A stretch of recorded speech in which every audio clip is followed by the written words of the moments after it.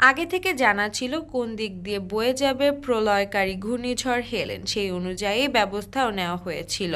ঝড় আসার আগেই যুক্তরাষ্ট্রের ফ্লোরিডা অঙ্গরাজ্যের উপকূলীয় অনেক শহর থেকে সরিয়ে নেওয়া হয়েছিল বাসিন্দাদের।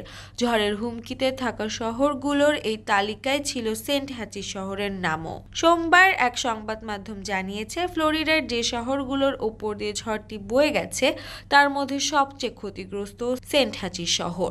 10 থেকে 15 ফুট উঁচু জলোচ্ছ্বাস সহ হারিকেন হেলেন প্রায় 225 কিলোমিটার বেগে এসে এই শহরে আঘাত হানে। যুক্তরাষ্ট্র ভিত্তিক সংবাদ মাধ্যম জানিয়েছে, হারিকেন হেলেনের শক্তিমত্তা এতটাই বেশি ছিল যে সেন্ট হ্যাচি শহরটি মানচিত্র থেকেই প্রায় সম্পূর্ণভাবে নিশ্চিহ্ন হয়ে গেছে। প্রতিবেদনে বলা হয়েছে, ফ্লোরিডার রাজধানী শহর তালাহাসি থেকে 90 মাইল দক্ষিণ পূর্বে অবস্থিত সেন্ট হ্যাচি শহরে আনুমানিক 500 লোকের বসবাস।